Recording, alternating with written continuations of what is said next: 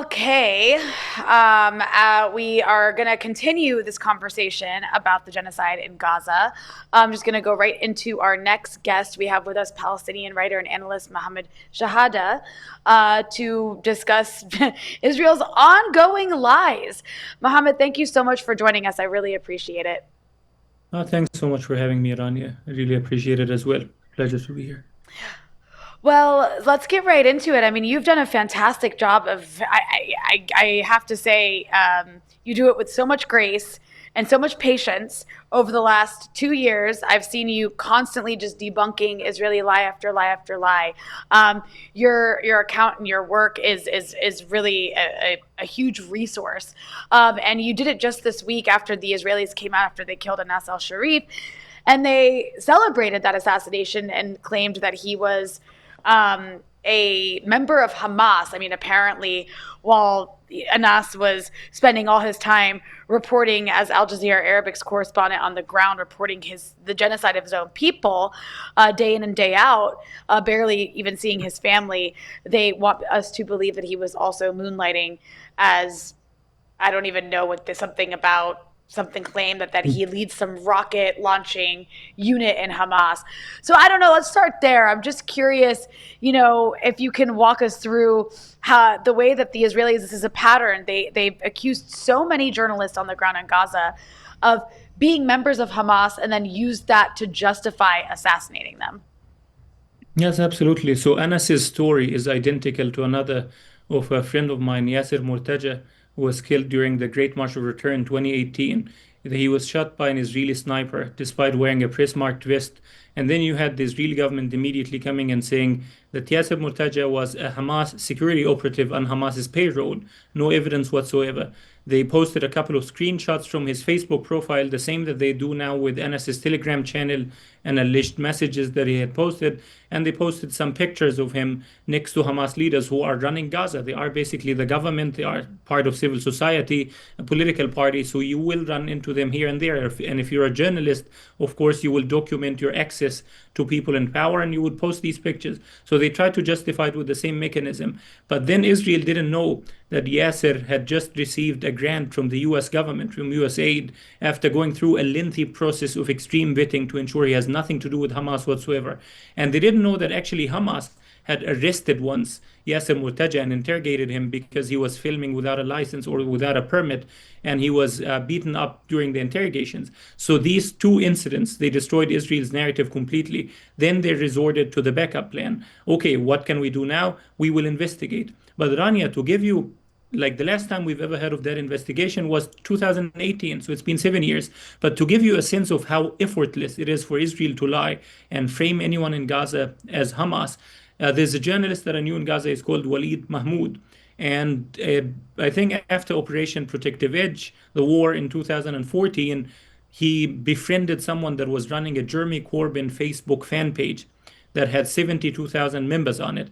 And that person in the UK offers Walid the opportunity to post sporadic updates from Gaza, like pictures, messages, what's happening on the ground. And that's it. And Walid was not posting actively. He was like posting something once a week, once a month with his name underneath it and say his signature and saying, I'm from Gaza.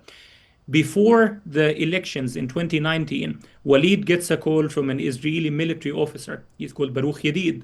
And Baruch starts interrogating Walid harshly. And he says, are you the one running the Jeremy Corbyn page? And he explains, I'm an admin there. I post once a month, once a week, and I sign my name on it. So it's no surprise. And then he asks him, are you Hamas? And he says, no, I have nothing to do with Hamas. I criticized Hamas my entire life. And he hangs up. And then there's an article published in some sort of obscure Israeli outlet. It was called Tazbit, security military analysis outlet. And it says, Jeremy Corbyn propaganda campaign is orchestrated by Hamas in Gaza. Hamas is trying to get Jeremy Corbyn elected. And he refers to Walid as a senior Hamas operative who was part of Hamas's propaganda apparatus because of his fluent command of the English language. And that article flies everywhere. It spreads immediately. It goes viral. It's in the Jerusalem Post, in Israel Hayom. It's all over. Then you had organizations like Jihad Watch and some of those lunatic organizations listing Walid as a Hamas operative. So now there is like a hit target on this guy's back.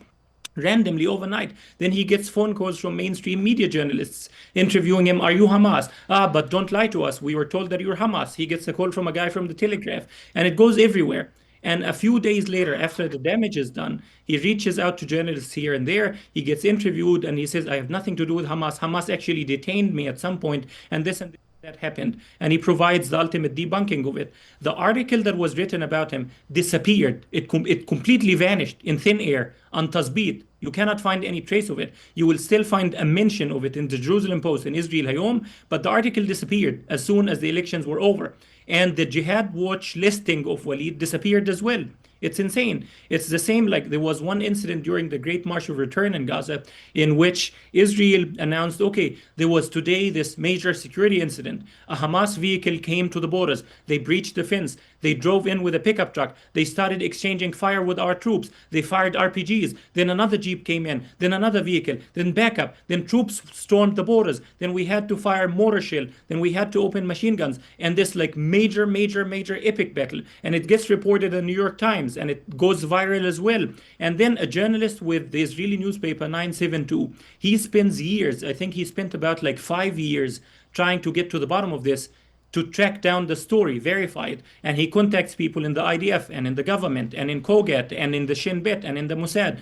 And then he realizes they pulled it out of thin air. The whole thing never happened. Not one bit of it. Zero. And then he himself gets shocked. He says, I knew the IDF would lie. I knew they would make things up. I knew they would exaggerate, but that applies to lying about details of an actual thing. Pulling a whole major event out of thin air, I didn't think they were capable of this. But yes, absolutely they are. It's like part of my daily routine is to update my list of Israeli lies.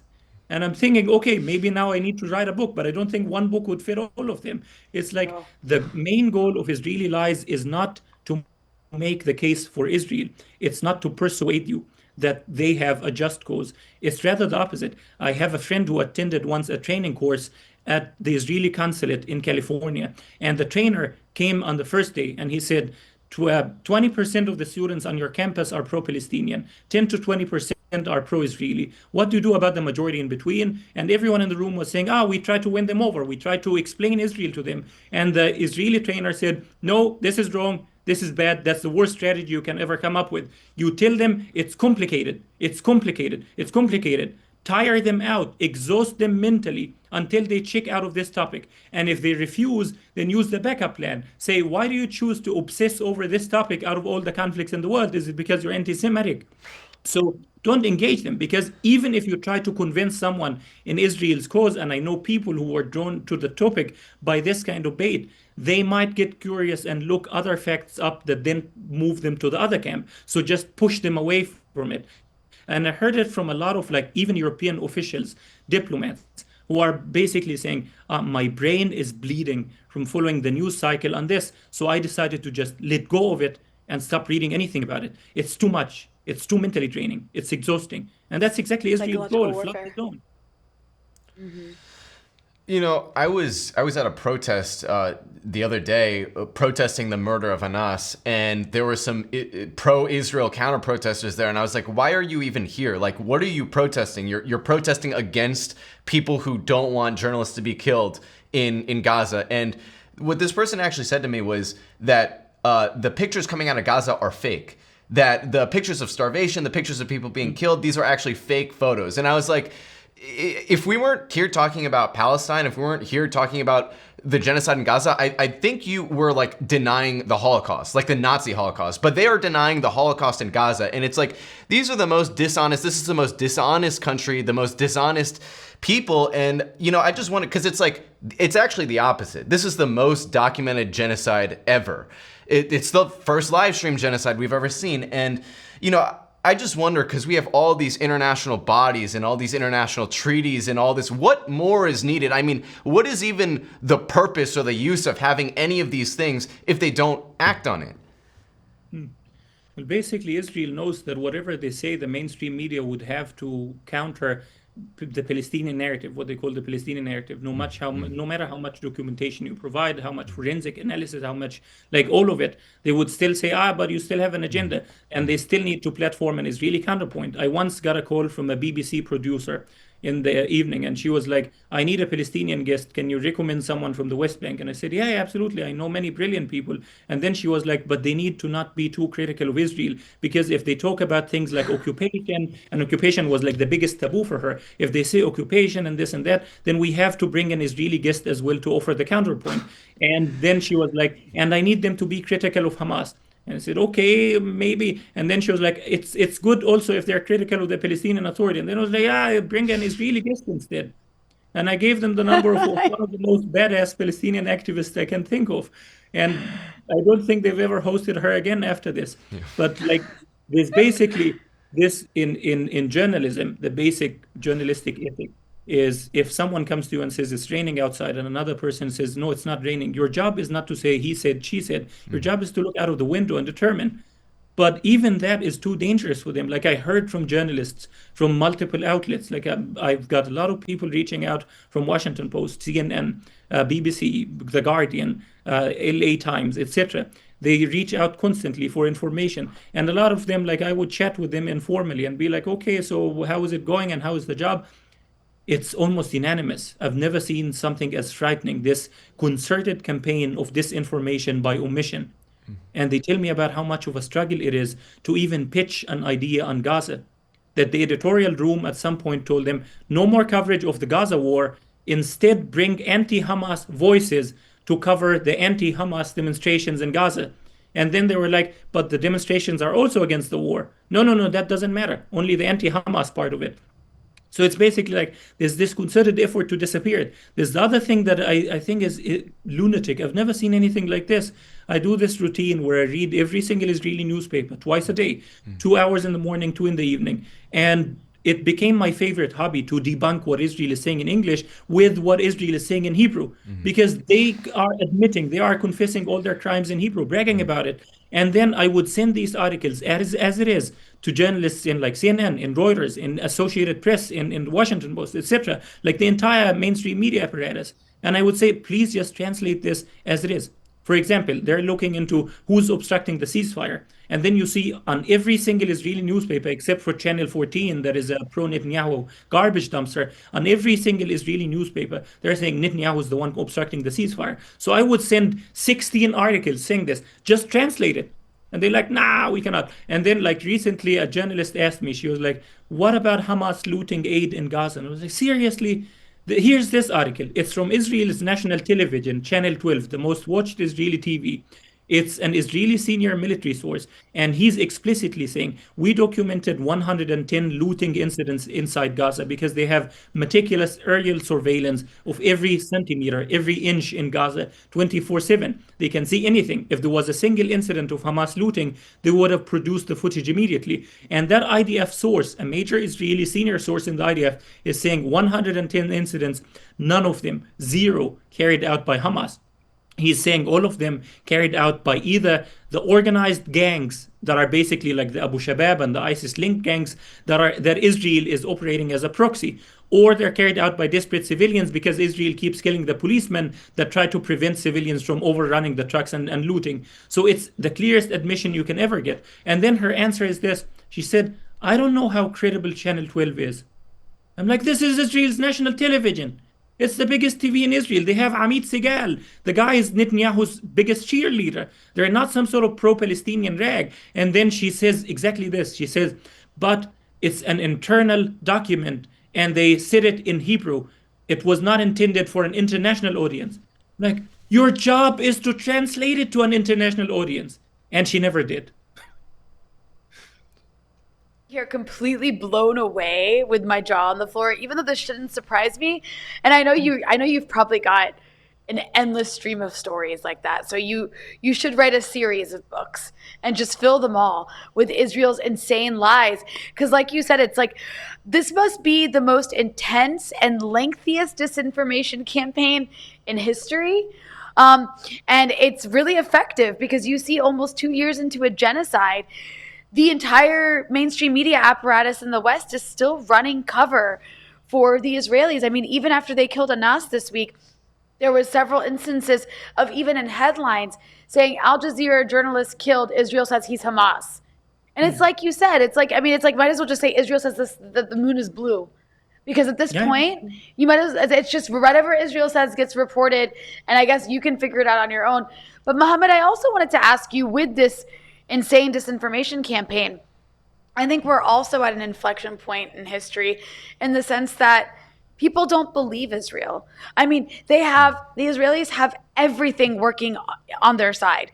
The entire corporate media apparatus, you said CNN, Washington Post, BBC, all of them are basically like have people in editorial rooms like running cover for the Israelis to make them look as innocent as possible. And despite that, despite also having the ability to send any of their spokespeople on air in any language that they want, it's not working. People are seeing through the lies. So I'm just curious if you can speak to that, the fact that Israel's narrative has unraveled, I think, on a global scale, like never before. yeah, yeah, absolutely. So basically, three things. One final anecdote. I have a lot of these, but mainstream media. When Israel kills Razan al-Najjar, a nurse, a paramedic, during the Great March of Return in 2018, she's killed by a sniper on camera. All of it is documented. She's a woman, so they cannot say a Hamas operative. They cannot say Hamas, Hamas, Hamas. So Israel comes up with multiple narratives. One of them, she's a human shield, and look, here's a video clip of her admitting I'm a human shield, and they take like a 3 seconds out of a whole long video in which she's saying, if Israel is saying that we're human shields, I'm happy to protect children from getting shot by the IDF and blah blah. And basically, the New York Times write an article about Israel being caught lying and publishing a doctored video about Razan. And here's how the article goes. The article is 28 paragraphs long. I remember the number specifically, 28 paragraphs. And the first paragraph, Israel published this damning video that proves Razan al-Najjar was a human shield, and she admits that she was a human shield. And then if you go back to paragraph, I think 18 or 20, something in between, you would see a passing mention saying, by the way, the Israeli video is doctored.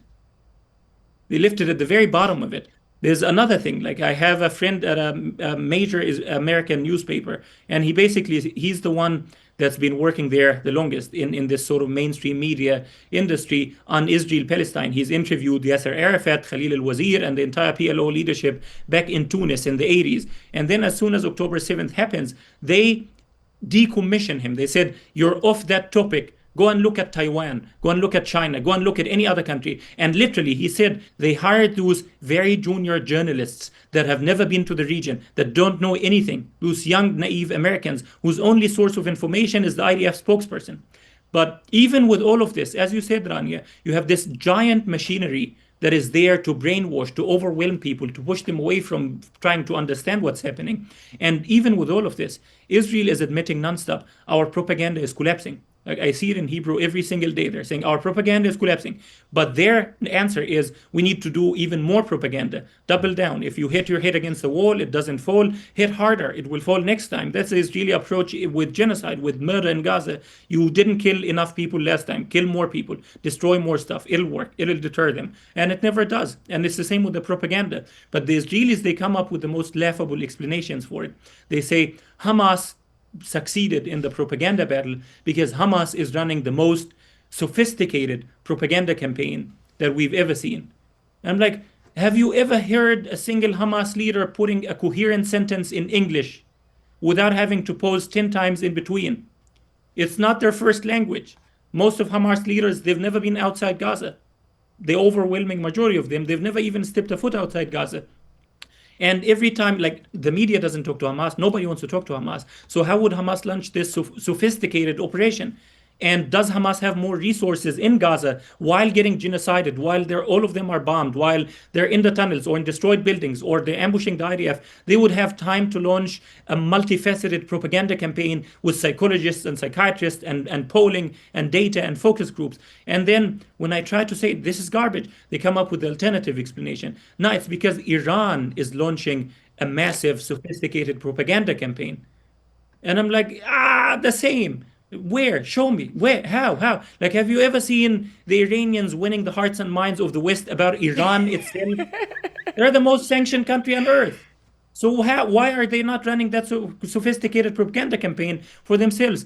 But the last point I wanted to raise, I have what you can call the Forrest Gump syndrome, always sort of the wrong guy at the right table. Europeans, they keep inviting me for these meetings, Americans, etc. I don't know why. I keep showing up. I'm like, okay, come and meet us at this foreign ministry today. We're gonna have ministers, members of parliament, and whatever. I'm like, are you sure you got the right guy? And I keep showing up every time. And first thing I say to them is, I know this is fraud. This is a sham. This is a theater, and you have to perform in it over and over again, the same stuff over and over, in order to legitimize your salary, your paycheck, your fancy job title. And that's it. You need to like cross a check mark. We hosted a number of Palestinians. We talked to civil society, blah, blah, blah. It looks nice on bureaucratic papers. So basically, I say this, and then I say, I keep coming in the hope, I lie to myself that there is some maybe 1% that I can impact in this room. And I know it's not going to happen because you guys are unserious. And one of them at some point, he listened to me. And I went to Germany, a German official. He took a major sick leave, I think, for about 10 months. And I called him and said, why did you disappear? And he said, I suffered a moral burnout. I couldn't repeat the same stuff over and over and over again. And then he says, I'm working now on a science fiction literature novel about bureaucratic demons, the demons that walk amongst us, in which he wants to describe his own minister, Annalena Baerbock and Scholz and this whole leadership. But basically, with those guys, they behind closed doors. Like one time, I was invited to a top European leader, and I'm not sure why, but I showed up. I spent weeks and weeks and weeks preparing. As soon as the door is closed, Chatham House rules. He says, we are completely irrelevant. And he says 80% of European governments are giving Israel the green light to carry out systematic destruction in Gaza, to wipe it out, to turn it uninhabitable, so people would have to leave. And all of those governments will keep talking about ceasefire, but they don't mean it. And then he says when the German foreign minister goes to Israel over and over and over again, the main thing she asks for is please, please, please kill fewer people. Keep the killing, just kill less than 100 per day. Then it wouldn't make as many headlines. It wouldn't give us a headache. So I'm frozen in my place. Like, what do I have to tell the guy? He's already convinced, but he wouldn't say a single word out of it outside. So I went to Brussels in June, and I went to meet with the cabinet of Kaya Kallas, the new EU foreign policy chief. And the impression that they gave me, she knows the Israeli government specifically, are obnoxious, sleazy, self-entitled, perpetual victims, at the same time supremacist chosen. So she went to Israel. That's the first time she's ever been to the Middle East. Never visited in her entire life. I think she was the prime minister of Estonia. Her main thing is Russia, Russia, Russia, Ukraine. And that's her main area of expertise. First time she goes to Israel, they take her to Yad Vashem. And she says, the victims have become the victimizers. And the Israelis are like, no, that's not the lesson we wanted to indoctrinate you into. And behind closed doors, her cabinet members, her senior official and advisors are saying she knows Gideon Saar is sleazy. She knows that type of mendacious, pathological liar that's trying to phone some care and sympathy. So they told me, like early on, he would call and yell at her and berate her and lecture. And now he's trying to call her every day and send messages, happy Friday, happy Sunday, happy Valentine's Day, and trying to sweet talk her. And they told me, don't worry, don't worry. She's a young woman. She understands that type of people. She knows sleazy men that are trying to lie their way into your heart. And then I get very optimistic. A few weeks later, a photo up between her and Gideon Saar. Isn't that the sleazy guy with the sweaty hands that she's running away from? And reassurances of the shared values between Europe and Israel, and all of it over and over again. So those guys, it's not that they don't know. They cannot stand the Israeli government. Whenever they bring Israelis to Europe for these workshops or conferences or meetings at foreign ministries, they bring the sanitized version of Israel. They bring the 22 Israeli activists. I know all of them on first name basis because there's only 22 people that are protesting the genocide in Gaza. So the number is higher, but I'm trying to make a point. But basically, it's higher but insignificant. It's still, I wouldn't put it at 1%. It's way lower than this. And the overwhelming majority of them, their opposition to the continuity of the war is basically to say the genocide is accomplished. Gaza is no more. Just end the war, lock up the place, prevent reconstruction, and they would leave. But basically, the Europeans keep inviting this version of Israel because they cannot stand the version of the Israeli mainstream from any political party, even Benny Gantz, the leader of the opposition. The Germans, of all people, the German foreign ministry, a German diplomat told me, we cannot stand that guy. 10 years ago, we wouldn't even talk to him. He's a lunatic. But now we have to because he's in government. And as soon as he steps out of government, they sigh this sigh of relief. Oh, we don't have to talk to him anymore. So they keep interacting with the sanitized left wing version of Israel to live in this alternative reality, to cope with their complicity. But even with all of this, like you see, this show is happening. They know what's going on. What's preventing them is a mix. It's not sort of satanic evil that is betraying Gaza. It's this human mix of cowardice, greed, careerism, self interest, cupidity, ignorance, or racism. A lot of them, like there's a French diplomat that told me there are leaders that are happy to see Gaza being destroyed. They consider you, she told me verbatim, she said, they consider you beggars, hungry mouses, the ungrateful beggars that keep asking for more and more money. So it would be a good thing from their perspective if you disappear, if Gaza is no more. So there is that mix. And the worst mix of it is basically the cowards. Like a senior diplomat from Switzerland, she tells me this. She says, our talking points are coming out of Tel Aviv. It's insane. I protested. But if I speak out publicly about it, I will never have a job again. Not just at the They foreign never have ministry, a but not job even at again. the Then you know grocery what? store. Never have Yeah. they never have a job again. At this point, you know what? I don't feel bad for people like this in the sense that they never have a job again. Like, why Yeah, is yeah. that more important than doing something against a But that's genocide? the thing. Like I when mean, it came to cowards, like you Palestinians, said. Yasser Arafat, once he was being pressured into accepting Camp David, which was insane.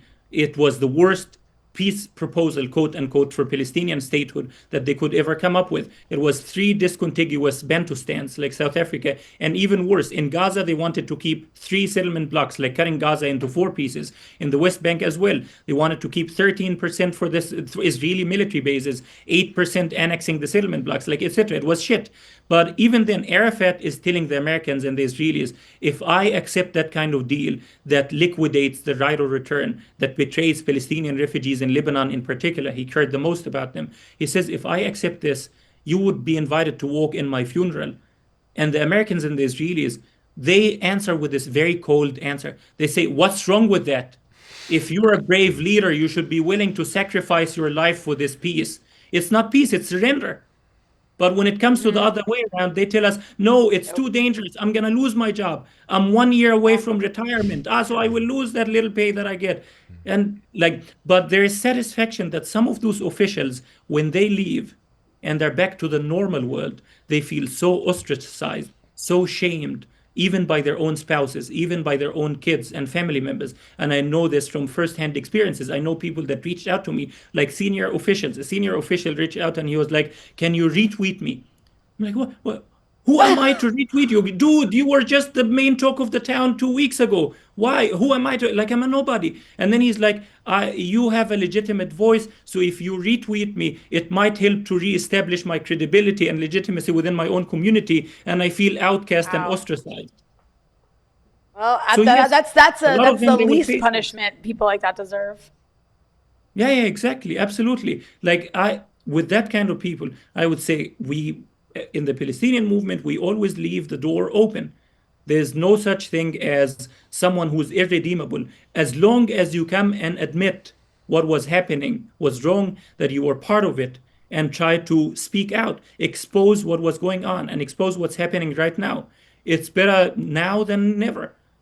But the problem is that a lot of those people, they just rather disappear. Like that one diplomat, the one that's writing the literature science fiction novel about demons. I say, okay, so now that you got to this point, you cannot stand Schultz and Baerbock anymore. I have a lot of media connections. I'm happy to get you on multiple TVs. I'm happy to arrange interviews. I'm happy to be your publicist. And he says, no, no, no, no, no, no. I still want to maintain my line with the foreign ministry in case I go back there again. Wow.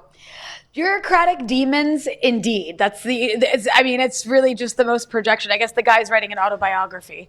Um, about bureaucratic demons. Mohammed Shahada, I want to thank you for joining us, for breaking all this down.